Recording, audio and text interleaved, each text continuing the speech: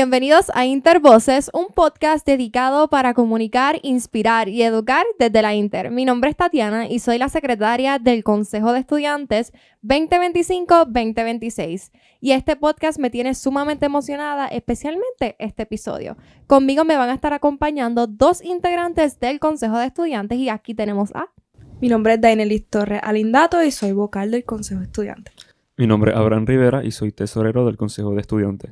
Y al invitado especial en el día de hoy, aquí tenemos al doctor Víctor Maldonado Santiago, así que bienvenido, doctor. Gracias por aceptar la invitación y por estar aquí. Muchas gracias por invitarme y verdaderamente es un privilegio poder acompañar a nuestros excelentes estudiantes. Gracias, definitivamente. Gracias. Así que vamos a comenzar de manera rápida para que los que ven en Intervoces puedan conocerte un poquito más. Así que voy a comenzar con la primera pregunta. Para que los estudiantes y toda la comunidad de Intervoces lo conozca, ¿qué es el Senado Académico y cuál es su función dentro de la universidad? Muy bien. Pues, primero que todo, este es su servidor, Víctor Maldonado Santiago, forma parte del Senado Académico de la Universidad Interamericana de Puerto Rico, recinto de Ponce. El Senado Académico, de una manera sencilla, es a la imagen de cualquier senado, como se puede dar en Puerto Rico, pero en este caso en un nivel más pequeño o micro dentro de una universidad. En nuestro caso, el recinto de Ponce. Y la función lo que busca es que se legisle, trabajamos con la legislación, ya sea de normas, también se ofrece asesoramiento al ejecutivo principal del recinto o hasta se realizan resoluciones o proyectos que llegan hasta la consideración del presidente de la universidad y en algunos casos hasta la junta de síndicos.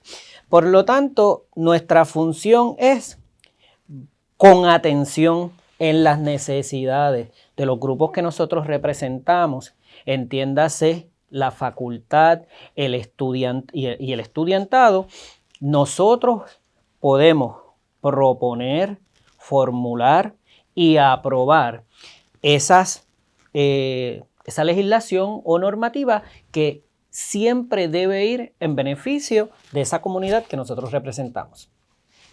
Ok, me parece súper bien y dado a eso, ¿verdad? Se presentó que usted forma parte de eso, así que ya brevemente, ¿verdad? Él nos explicó de cómo funciona y la realidad es que muchas veces las personas no conocen cómo funciona, pero así que gracias por explicarlo. Ciertamente, para eso estamos y en lo que haya que ampliar, ustedes... Estoy presto, tengo oídos prestos para ustedes. Así que ya saben, así que stay tuned porque este podcast va a estar bien interesante.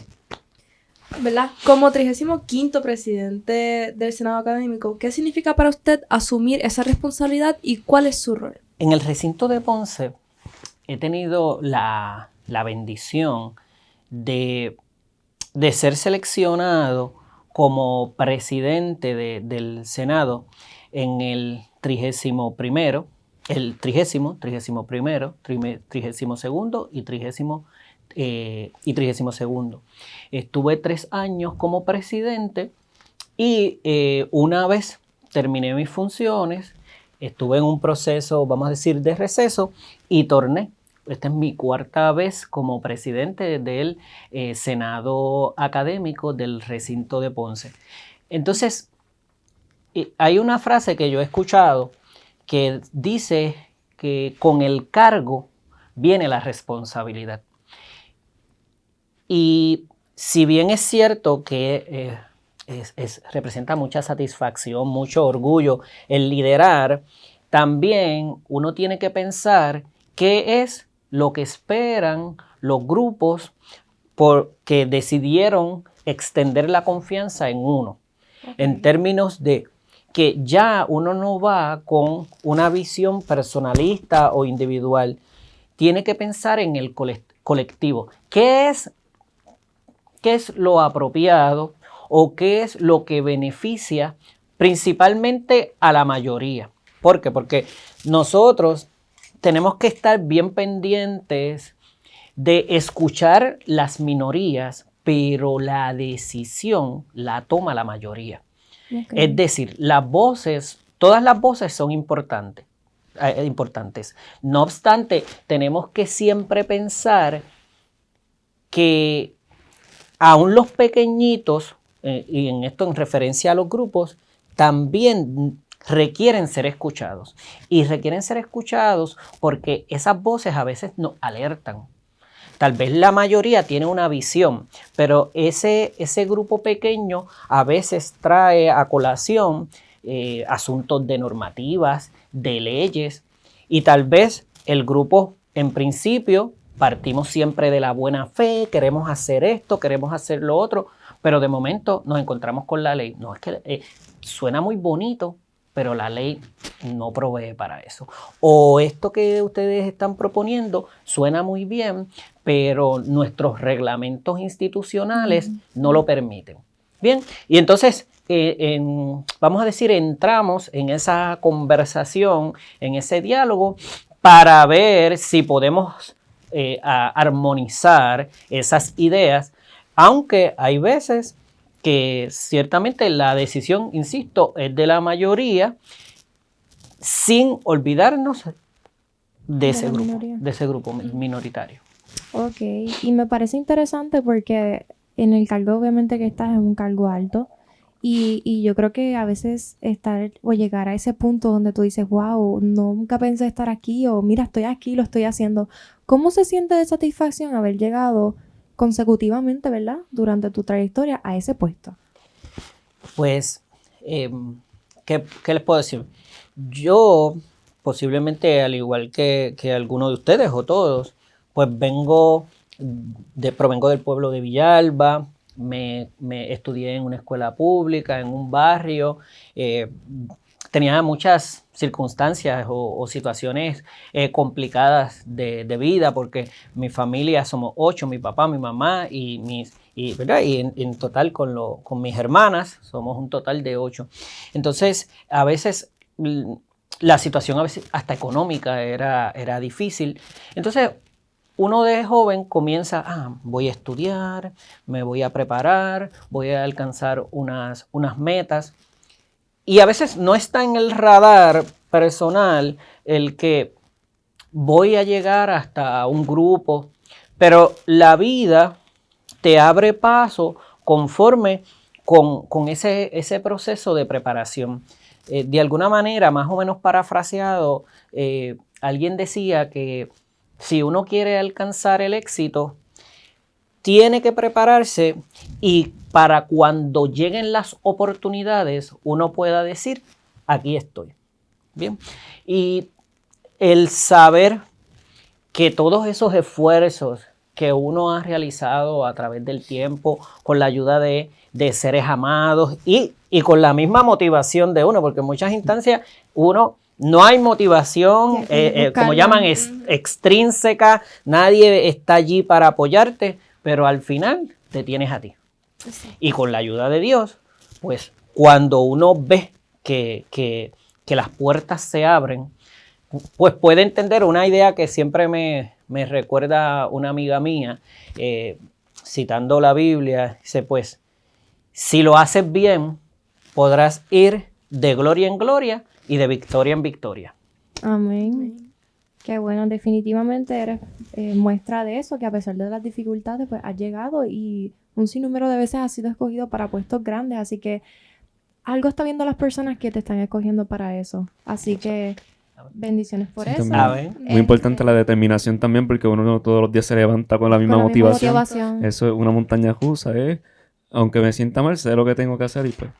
Sí. La determinación. Y me encanta eso que dices, Abraham, porque algo que no les había mencionado es que si bien es cierto que he tenido la oportunidad de presidir, esta sería mi 4ª ocasión, también pues tuve la confianza como vicepresidente en 2 ocasiones, pero justamente este año, una vez el recinto de Ponce me seleccionó como su presidente, los presidentes de todos los senados pasan a otra instancia en la universidad que se conoce como el Consejo Universitario.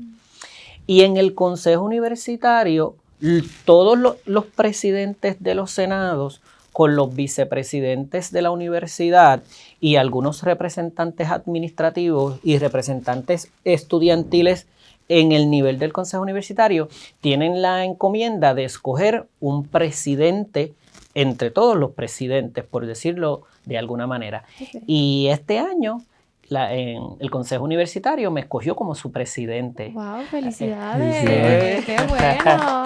Sí, pues ya mi gestión como presidente del Consejo Universitario ya llevo, ¿verdad? Comencé en el mes de, prácticamente en julio, aunque las funciones entran en sí en agosto, ya llevo unos 6 meses como presidente del Consejo Universitario, pero sí quería traerlo a colación porque cuando yo llegué este vendría siendo mi año número 7 o 7, cuando yo llegué tenía el interés de ser el presidente del Consejo Universitario.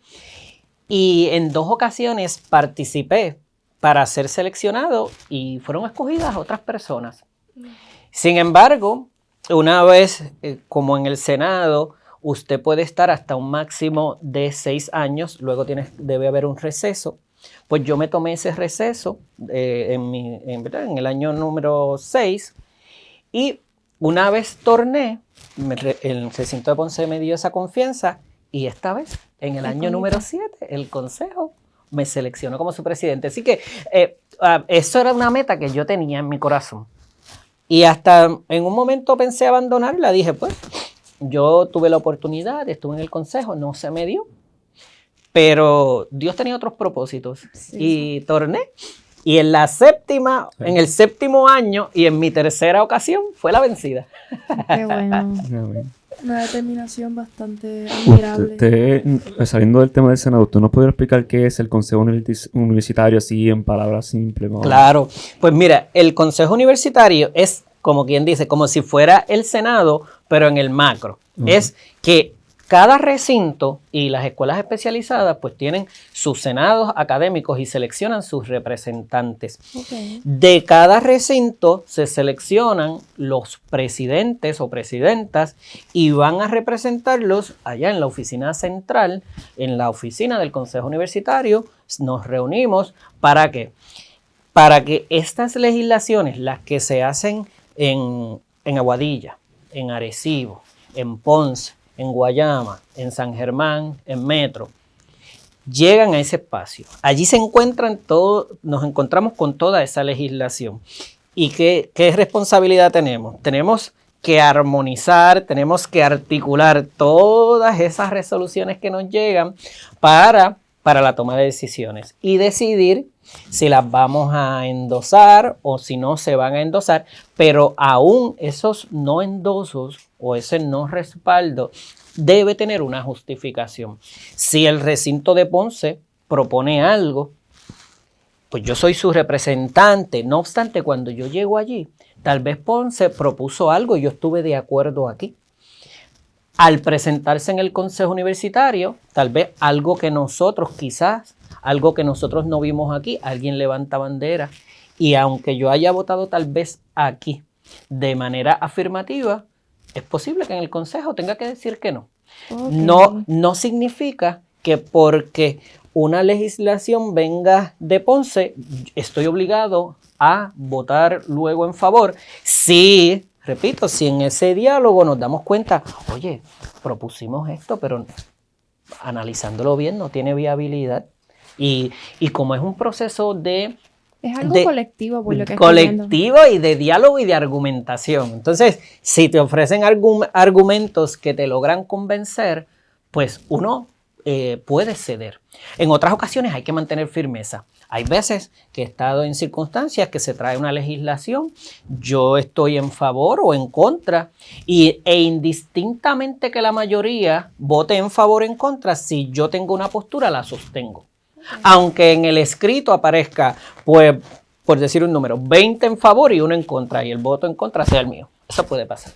Pero también uno debe mostrar firmeza en las posturas que uno asume. No de una manera soberbia, sí, sino que esa es mi postura, no han logrado convencerme, yo me sujeto a lo que dice la mayoría, pero también me sostengo en que para mí mi posición, a mi juicio, era la correcta. Ok. Aprovechando eso, ¿qué reto usted ha tenido, sea a nivel consejo universitario o a nivel senado, y cómo lo ha logrado solucionar, cómo lo ha llevado a cabo? Bueno, yo creo que nos pasa a todos. No es que necesariamente sea, vamos a decir, en el diario uno tiene que negociar, uno tiene que aprender a convencer, o también uno tiene que aprender a ceder. Entonces, yo creo que el reto, y tal vez ha sido mío, es el que uno tiene que razonar con humildad y ver qué es lo que el otro te quiere decir. Porque muchas veces nosotros contestamos a las personas, pero es para ganar. No, estoy escuchando a la otra persona, pero es para decirle que no tiene la razón y no para entenderlo. Entonces, yo creo, y eso fue lo que yo vi que me pasó en estos años, cuando yo llegué, pues yo quería ser presidente. Pues ¿saben qué hicieron? Me mandaron a secretario, que es el más que trabaja, y del Comité de Política Educativa, que eran informes que a veces podían llegar a las 200 páginas. De secretario de ese comité me mandaron luego a presidente de ese comité. Después los compañeros me escogieron como representante de la facultad. Después de vicepresidente del consejo universitario. Entonces, eso, el ir en la gradación de esos espacios, pues fue un reto, pero también a la humildad de decir, tú tienes que aprender de los espacios que algunos pueden considerar pequeñitos. Y eso te forma, te va a dar la forma y te da la fuerza. Y a su vez, los demás ven cuál es tu trayecto, cuál es tu progreso. Y en ese sentido, yo pienso que un reto conmigo mismo fue aprender de que desde otras instancias también uno puede aportar. De hecho, me di cuenta que cuando usted está de presidente, uno tiene que ser más imparcial. Uno tiene que, en cierta medida, a veces hasta reservarse un poco más lo que vas a decir. Porque uno tiene una función, una especie de árbitro.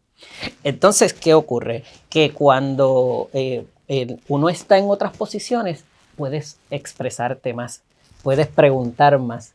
Tal vez uno, desde acá, como debe mostrar mayor imparcialidad para que si hay dos posiciones, alguien no diga, pues es que está en favor de este grupo o de este otro. Bien, entonces yo tengo que, en la medida que sea, tratar de mostrar esa imparcialidad. Claro, yo soy humano, soy sujeto y claro que a veces la pasión nos puede dominar, pero debo, en la medida que sea posible, debo esforzarme para exhibir esas características de objetividad.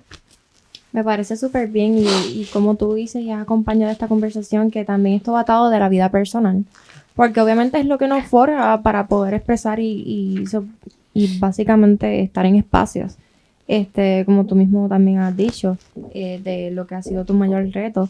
Y eso que comentaste, y quiero atarlo porque me pareció súper interesante a lo que es aprender en espacios minoristas o lo que las personas consideren como espacios pequeños. A veces conocer eso que para el otro puede ser tan básico, a la larga trae su recompensa. Así es, así es. Y de hecho, algo que yo siempre, que es mi testimonio, y se lo decía a mis colegas, que aunque ser secretario fue retante, pero fue la posición que más me enseñó. Y cuando iba a las reuniones, estaba más versado que otros y otras. ¿Por qué? Porque me había tenido que leer todo, había tenido que corregir todo. Entonces, el trabajar, lo que llaman, eso se llama hilar en lo fino. Cuando tú tienes que hilar en lo fino, pues eso te da ventaja. Una ventaja porque muchas veces hay quien no lee, hay quien no se prepara. Entonces, el conocimiento, ciertamente, el conocimiento en uso, es poder. No es tener conocimiento, uno puede tener conocimiento, pero si no lo utilizas no te sirve de nada. Ahora, cuando tienes el conocimiento y lo puedes usar, ese es el verdadero poder. Y a veces, por las razones que sea, tal vez hay una persona, se enfermó, no le dio tiempo de leer los documentos, pero tal vez en el momento de la discusión, ese es un precio que va a tener que pagar, el no conocer. Me parece súper bien y como digo y menciono ahorita, todo esto lo veo a todo desde la perspectiva de la vida, definitivamente. Así que gracias por eso, porque a veces nos hace evaluar qué estamos haciendo bien, qué podemos mejorar o qué espacios pequeños. Ahora mismo, un ejemplo como nosotros, muchos de nosotros estudiamos, muchos de nosotros trabajamos y a lo mejor estamos en espacios pequeños, pero nos queremos ver en esta posición alta. Entonces, ahora me hiciste evaluar como que, ok, ahora mismo estás trabajando en un nivel básico, ponle. Para muchos puede ser básico, pero estar en esa posición y ya luego a lo mejor llegar a donde tú quieres o sueñas, te vas a acordar de esos momentos pequeños donde tuviste que pasar más trabajo o se te hizo difícil. Y evaluando esto me doy cuenta de que soy fan de empezar desde cero y a lo mejor no brincar o saltar a un punto desde ya de partida, sino desde el comienzo, empezar desde lo más básico, porque esto pasa muchas veces en la vida, incluso muchas veces en el caso de los militares. Muchas veces por la educación que puedan tener pueden saltar a puntos ya grandes, pero hay quienes deciden que no, que lo van a hacer todo desde el principio, desde lo más básico. Entonces ven y aprenden y cuando llegan a ese punto tienen unas destrezas desarrolladas que a lo mejor quien saltó a ese punto se le va a hacer un poco más difícil.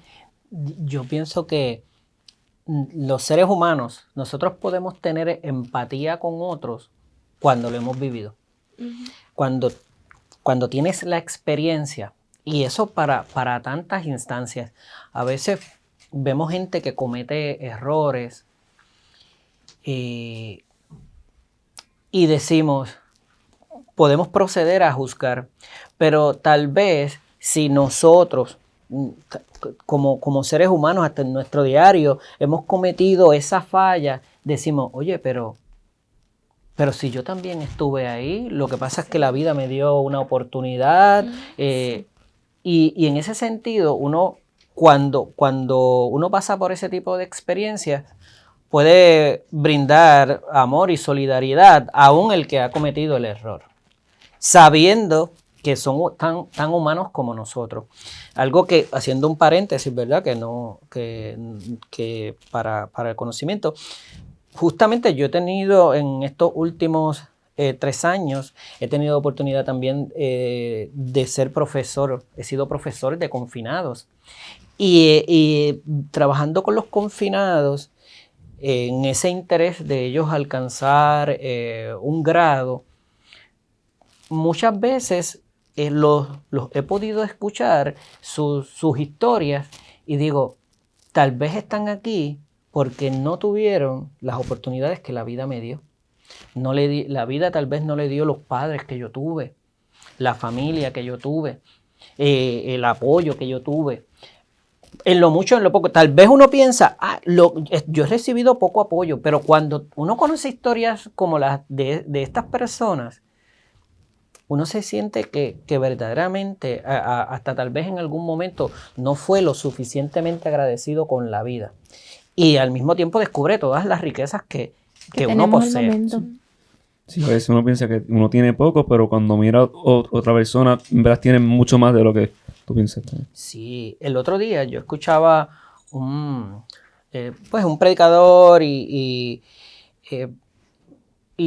también en mis lecturas, y ese predicador o pastor que se llama Dante Gebel, dice, mire, si usted puede comer al menos 2 comidas al día y tiene algo que ponerse y un techo donde guardarse, usted está entre los ricos del mundo, con 2 comidas al día. Entonces, nosotros no lo entendemos porque siempre, pues ya hoy día tenemos nuestra vestimenta. A mí me gusta vestir, ¿verdad?, bonito y toda la cosa, pero algo que lo digo y es un testimonio y mucha gente que me conoce lo puede decir. Mis años de niñez y juventud, la ropa que yo tenía era porque me la regalaban. Era porque había gente que me regaló ropa. Y eso yo lo agradezco tanto. Yo bendigo a esa gente que algunos de ellos ya han pasado a mejor vida. Pero esa gente que me regaló ropa fue la que me apoyó para que hoy día pues yo esté aquí y pueda ayudar a otros.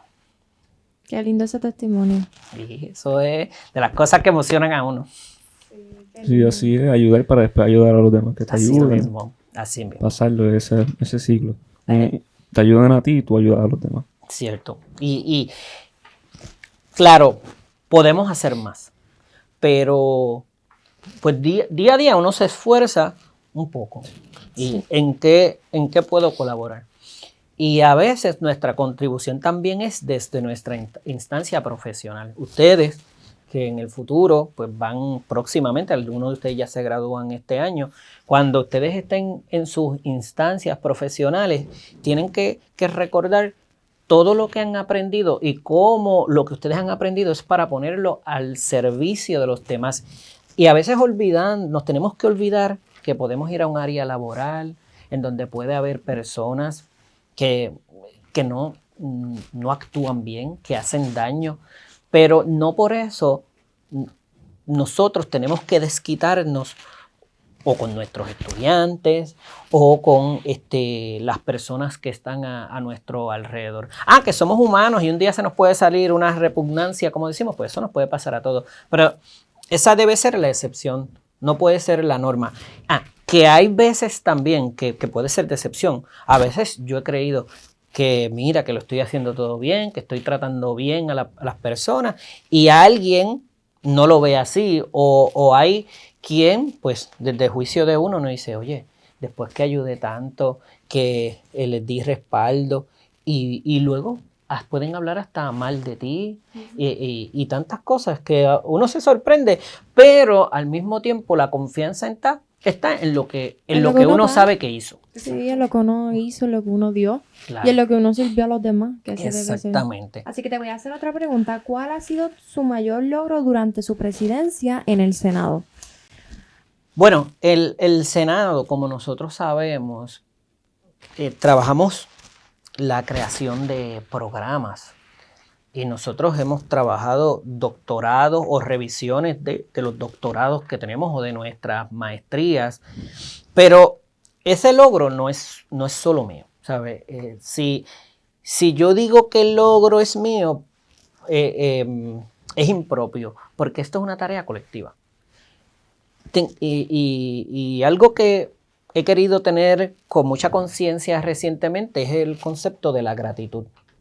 Porque la gratitud, el otro día justamente escuchaba que es como nosotros nos damos a los demás, cómo nosotros nos damos a los demás en esa intención de ser solidarios, de ser empáticos. Bien, entonces en mi Senado y el Consejo Universitario, la gestión que se realiza, primero que, como les decía desde el inicio, se piensa en función del bien de la comunidad. Y entonces cada logro, ya sea programas, ya sea medidas que beneficien al estudiantado, a los profesores, porque se trabaja, por ejemplo, con el manual de la facultad, todo logro que se alcanza es de conjunto. Decir que es mi mayor logro, pues no sería apropiado. A mí me parece que es el logro de los senados en los que he participado, que está fundamentado o cimentado en lo que otros hicieron, ¿verdad? Ya estamos en el 35º Senado y Consejo Universitario. Y a mí, algo que me encanta pensar y que lo mencioné en el mensaje de la celebración del 35º aniversario, es que uno, posiblemente cuando este Senado empezó, o no posiblemente, cuando este Senado empezó, yo era un niño de 10 años. Yo estaba en la escuela elemental. Y esa gente, no sabía que yo existía. No sabía que Víctor Maldonado iba a llegar un día a trabajar a la Universidad Interamericana y que con el tiempo iba a llegar a ser el presidente. Pero ellos fueron los que labraron ese camino. que como diría Machado, caminante no hay camino, se hace camino al andar. Esas personas abrieron el camino. Y hoy ustedes abren caminos para otros estudiantes y nuestro Senado va a abrir más caminos para que de aquí a 35 años más haya alguien que se va a sentar aquí como presidente y tal vez hasta vea este vídeo y nos recuerde estas palabras y diga, hace 35 años atrás. Sí. Tales Nos personas. retorna el tiempo y diga, wow, esas personas nos dejaron ese camino, o, ¿verdad? Abrieron puertas a nosotros. Y tal vez la Universidad Interamericana sea otra cosa de que ni siquiera podemos imaginar. ¿Sí? Sí. Es decir, que así es que lo quiero pensar. Las aportaciones son del colectivo. Y lo mucho o lo poco, aunque yo siento que hacemos demasiado, mucho trabajo en beneficio de la institución, ha sido ese colectivo. Dentro de todo. Claro. ¿Qué enfoque o visión desea aportar durante su término? Enfoque o visión. Bueno, hay algo que... La visión, como he mencionado, nosotros como institución somos una institución cristiana, de valores cristianos, ecuménicos, que como el otro día mencionaba el director ejecutivo cuando nos dio un taller sobre los valores, nosotros tenemos que trabajar en función de seguir ayudando a otros. La educación universitaria es una instancia que permite que personas que alguna vez vinieron de familias que nadie había estudiado se puedan superar y puedan salir de dos tipos de pobreza. Una pobreza intelectual, pero también de la pobreza, ¿por qué no? De monetaria, adquisitiva. Entonces, eso es un punto que a mí me parece que es una aportación que nosotros tenemos que estar pendientes. Cómo a través de la gestión de los senados y del consejo, nosotros queremos que nos vean y que sepan que nosotros teníamos interés de ayudar a los estudiantes, de ayudar a la facultad, en fin, de colaborar con todo lo que representa nuestra institución, la Universidad Interamericana de Puerto Rico y aquí en el micro, el recinto de Ponce. Qué bueno, de verdad, definitivamente apoyo eso, ¿verdad? Y estoy súper feliz de que una persona como usted, ¿verdad? Que tenga una historia súper linda y completa en cuestión de educación porque se lo propuso, porque fue determinado, sea esa persona que lidere esos espacios, porque aunque usted no lo crea, personas que lleguen en el futuro se van a dar cuenta de lo que usted dejó.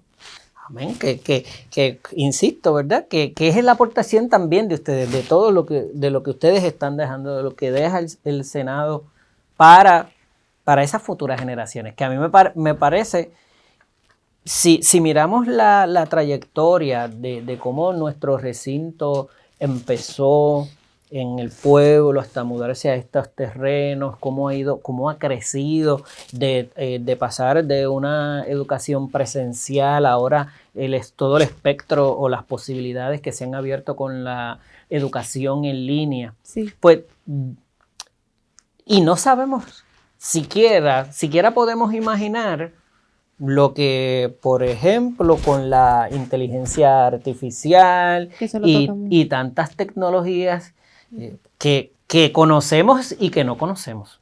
Porque nosotros ahora conocemos lo que conocemos, pero ni siquiera tal vez imaginamos o tenemos en cuenta lo que puede venir. Sí, eso es así. Y entonces habría que ver cómo todo va a cambiar en los años venideros. Sí, la evolución, básicamente, cómo uno se adapta a la evolución. ¿Cómo? Exactamente. ¿Y de qué manera los estudiantes que pueden ser parte del Senado pueden involucrarse, o los estudiantes en general pueden involucrarse y llegar a hacer sus propuestas? Muy bien. Miren, este año ustedes tienen en el Senado tanto a Victoria Martínez, tienen a José Gracia, tienen a Jean Paul, que son sus representantes en el Senado académico. Algunos de ellos llegaron mediante el voto de ustedes como estudiantes en el proceso eleccionario, según lo establece el Reglamento General de Estudiantes. Y en el caso, por ejemplo, de José, el representante del consejo. Ellos están allí para escuchar, pero también para proponer esas ideas o esas inquietudes que tienen ustedes y el resto de los estudiantes. No obstante, ustedes, todo el estudiantado tiene siempre la oportunidad de participación. Primero, porque el reglamento provee para escaños en el Senado y aún en el Consejo Universitario. Y si algún estudiante, tanto del nivel subgraduado como en el nivel graduado, quiere formar parte de nuestro Senado o nuestro Consejo Universitario, puede aspirar. Claro, como todo, hay un proceso eleccionario. Y si hay el mínimo el número que se requiere, por ejemplo, en nuestros senados, de acuerdo a unos lineamientos, porque se dice, pues por cada cantidad de miembros de facultad y de miembros de administración hay un estudiante. Así que ese número puede crecer, pero al momento tenemos 3. Hay otros recintos que tal vez puedan ser más grandes y pueden tener 4 estudiantes. Pero ya los estudiantes saben que es un espacio que pueden llegar. Que tienen voz y que tienen voto. Y por ejemplo, si bien es cierto que hay distintos comités, porque hay comités de asuntos académicos en el Senado, que es currículo, que son los programas. Hay un comité que es de asuntos estudiantiles. Y también está el comité del personal docente, de los profesores. Allí, en el comité de personal docente, los estudiantes no participan, pero si bien es cierto no están en ese comité, pero cuando se da la reunión, lo que se conoce como la asamblea, que suelen ser 2 al año, una en diciembre y una en mayo, pues allí ellos sí pueden votar aún sobre aspectos que afectan a la facultad. ¿Ve? No pueden estar en el comité, pero en el pleno sí tienen voz y tienen voto en el pleno. Y en ese sentido, pues a mí me gusta mucho la participación del estudiantado. Traen ideas muy buenas que nos llevan a reflexionar. A veces uno se trae una idea que uno piensa que puede resultar atractiva y cuando el estudiante trae la perspectiva dice, no, eso no. A nosotros no nos convence para nada. La perspectiva del estudiante, como se... Y eso me encanta, que haya esa presencia este año. Tanto José, Victoria y Jan son muy vocales. Y especialmente José, que es el presidente del consejo, y me parece un joven bien centrado y responsable. O sea, que uno siente el amor y la pasión por lo que él está haciendo. Sí, y como presidente de nuestro consejo también lo afirmo. José es súper comprometido e incluso hemos aprendido muchísimo y nos hemos compartido las experiencias y los aprendizajes juntos. Así que para cerrar como pregunta final, ¿qué mensaje le gustaría dejarle a la comunidad universitaria que nos ve en Intervoces? Bueno, como mensaje para la comunidad Intervoces, quiero expresarles primero la gratitud de que hoy Intervoces me haya tenido un espacio para entrevistarme. Y quiero indicarles que el Senado es una casa. Es el espacio más representativo de la institución, en donde sus voces y las voces de otros miembros de la comunidad pueden ser escuchadas.